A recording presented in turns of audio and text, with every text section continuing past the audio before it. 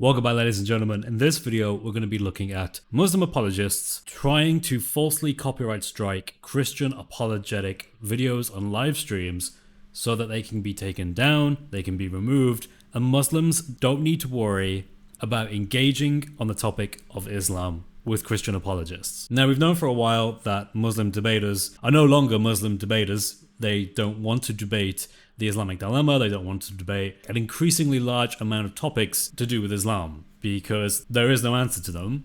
And when they try and give answers, it kind of comes off pretty awkward and they don't exactly look very confident while doing it. So it looks like more Muslim debaters are shifting tactics to try and kind of deal this lack of competitive advantage. If Islam cannot be defended, well, at least you can copyright strike videos. That's right, ladies and gentlemen. Just a couple of days ago, I was on a live stream with Giant DOC, with David Wood, and we were having a lovely conversation with Muslims from different backgrounds, including Shia, actually. We had quite a few Shia Muslims.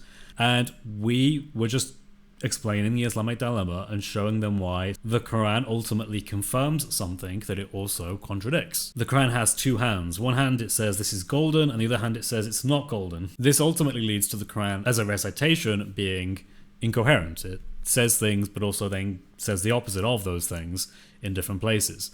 And while we were having a respectful, calm back and forward between different Muslims who were joining our panel, Jai had to interrupt us because he just found out from YouTube that the live had been taken down. Everyone had been kicked out. No one was watching anymore. We were basically just talking with a Shia Muslim to nobody because the stream had been copyright struck by someone who actually went on to brag that he had done this. My very well informed opinion is that this was a very upset Muslim who didn't want us to continue streaming, rather than join the panel and debate on the Islamic dilemma, which is exactly what you would think a Muslim would do if they were passionate about the Islamic dilemma and wanted to show that it was false. But alas, they did not do this. They just copyright struck the stream, which apparently YouTube doesn't really have any defense against. It just wholesale accepted that he must own all of the stream that we were live streaming when the stream was of us speaking live. So how could someone else own that stream if the stream is just us speaking?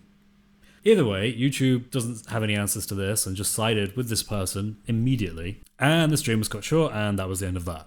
Now what's interesting is I happen to know one of my favourite Muslim da'is at Speaker's Corner. He goes by the name Yemenite Front, our good friend Yemeni. And when he isn't busy threatening to unalive, I gotta keep this YouTube friendly, unalive Christians who dare to say naughty things about Muhammad. Al-Yemeni's public threats. Okay, so obviously many of you already know, and subhanAllah, as soon as the stream finished yesterday, other people already knew about what had happened. So is this a stream about me retracting what I said yesterday? Absolutely not. Okay, if any of you think that I'm going to retract any of the statements that I said yesterday, this is going to be the biggest disappointment of your life. So why am I not retracting the statements that I said yesterday? It's because all of that is within the paradigm of Islam, okay? This is worth more than our lives. That's worth more than our lives. So you got to remember that when I'm threatening someone with their life, okay, physically, not hypothetically, and so on and so forth, I'm actually threatening them with something less valuable than what they have insulted. And by the way, YouTube, that is still there. He still has at least 2 live streams where he's saying he will literally, non-metaphorically, and physically unalive Christians. Just saying. But while Yemeni isn't doing that, he's more busy in giving live streams explaining to impressionable Muslims that they actually should not be debating at all. In Yemeni's view, Muslims should not debate. Muslims should not debate with Christians, just wholesale. Apart from on very specific circumstances, like when he debates them. So he can debate them because he's smarter and stuff, but the average Muslim can't because they'll be absolutely destroyed by apparently just every Christian live stream he could possibly want to join. So much for the vote of confidence by Yemeni. Let's watch some clips of Yemeni telling his Muslim audience just how confident he is in their ability to give the haqq and the hikmah to a Christian audience. Let's watch. This is something we have to understand. Wallah. Assalamu alaikum wa rahmatullahi wa barakatuh, ya akhu. Assalamu alaikum wa rahmatullahi wa barakatuh. Wa alaikum assalam wa rahmatullahi wa barakatuh. Okay. We're killing the message, especially with what we have seen in the last couple of weeks. MashaAllah, you know, how many times have we seen brothers talking about the Bible, the Bible? And this is another thing. This leads me to another thing. Why the flip are we going to non-Muslim streams? Why are Muslims in general going to non-Muslim streams? I mean, like, I'm sorry. You don't understand the basics, the basic fundamentals of Tawheed, and then you think you're going to go onto a stream and refute non-Muslims that have dedicated their lives and their wealth to come up with ways to make you look like an idiot, to make it look like you don't know your religion, to make it look like your religion is trash. And they know how to do it because of rhetoric and all of this stuff, right? They know how to twist your words, straw man you, put red herrings, make you forget why you're there in the first place. So what delusion? What delusion do we suffer from? Right? Now, here's the thing. Our brother here saying, I agree with that. Non-educated Muslims should not engage with these professionals. Professional Muslims, professional du'at should not engage with them. This is why you don't see us go to their channels, okay? Except in rare cases where it becomes a necessity, okay? As you can see, he's not very confident at all. He has no real confidence that Muslims are going to do a good job at all in debate. I think that's because they can't debate, and he knows that, but he can't really tell them that.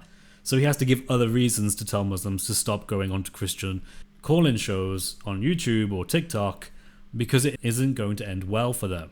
So here are some of the excuses he says in the stream. The stream's 4 hours long, and it kind of reads more like a therapy session than anything else, but Yemeni's saying, your Muslim's only role is to call to Islam, to talk about Tawheed, and not to debate. Which again is weird because he's known as a debater at Speaker's Corner. In fact, the first time I met the guy, because yes, I know this lovely gentleman, he would engage with me in debates about the Bible. So apparently he's had a wholesale change of heart and no longer thinks this is worth doing. Maybe I helped change his perspective there somehow. Yemeni kind of then merges this with the idea that when we debate, we tend to say things like bakery, which I'm not going to lie, I had to Google what that was in reference to, but I'm not down with the kids anymore. I'm not on TikTok, come on, leave me alone. Destroyed, debunked, you know, all that kind of language. And he was like, look, that's not appropriate for a Muslim to use. We shouldn't be saying things like that. Instead, we should focus on giving the call to Tawheed, giving them Islam, and not engaging in that kind of behavior. Which, by the way, is him low-key calling out Dean Responds and Libiano. He won't say that because Muslims do this weird thing where they talk behind each other's back, but they do it without ever saying the person. So it's like, I think this guy, there's a hypothetical person who might be doing X. I don't like this person. I'm going to call them all the names under the sun, but I'll never say the person's actual name. So you can't accuse me of slandering because I never said who it was. Which is funny because even the chat knew who they were referring to. And even when asked to say, are you referring to these people? Yemeni just went, no, I never said that. I never said that. I never said it was this guy. I could be referring to anyone. Yemeni tries to coat this up in this idea that, you know, we need to focus on our character. We need to make sure that we have impeccable characters as Muslim apologists who engage with Christian debaters online by not debating them at all. Don't even talk to them, don't acknowledge them, and just do something else. You could have just debated with respect and manners, you know? I mean, surely that would be demonstrating the most highest of calibers of character, Yemeni. But apparently no, that's just not realistic to hope for from Muslim apologists, apparently, according to Yemeni. And in case you're thinking Yemeni has some particular amazing character of his own, in this whole live stream, it's filled with him giving random pop shots at certain apologists, calling them all sorts of names. With John Fontaine, mashallah, taking on the biggest of the idiots, okay? The biggest of the idiots.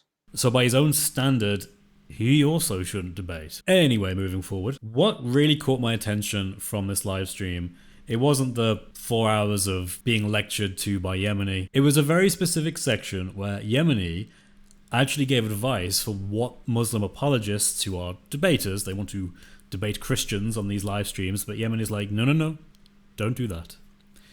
Yemeni gives an alternative, something you can do instead. Now that's good thinking, that's practical, I can get down with this. So Yemeni says, actually, you know what, just play the clip. This is what he says. Just before we get back to your thoughts, I do want to talk about these things. So over here, why do people even go to their streams? Why not just report their content and click don't recommend channel? Best way to do it. Best way to do it, right? The next time that gets you hear of something and they say like, and you hear that, oh, someone is blaspheming on one of their channels, go to their channels and report it for hateful conduct.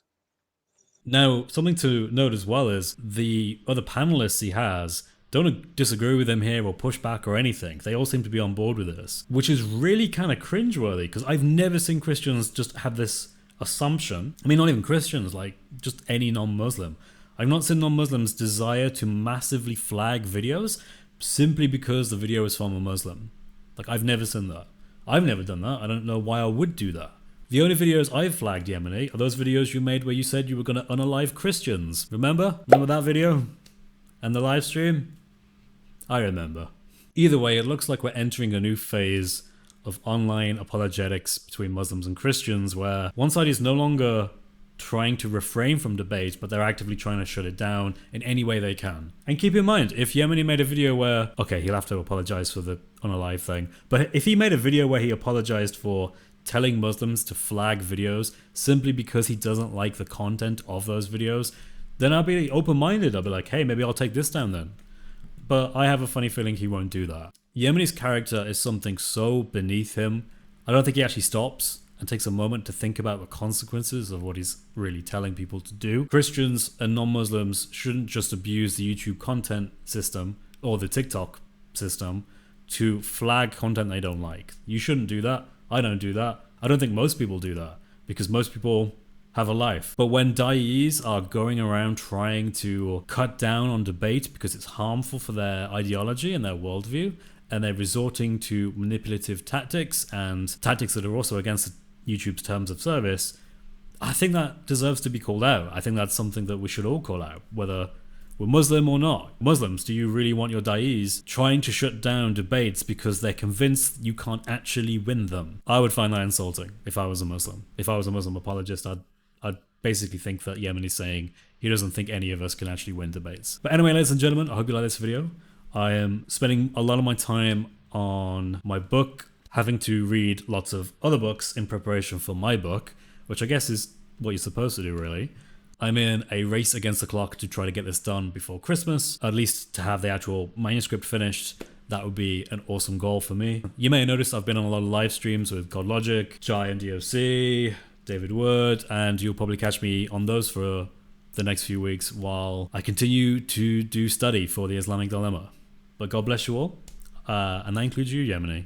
Have a great day. Take care.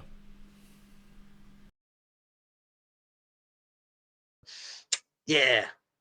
Smash this fool. Damn it, I do not have a lot of knowledge.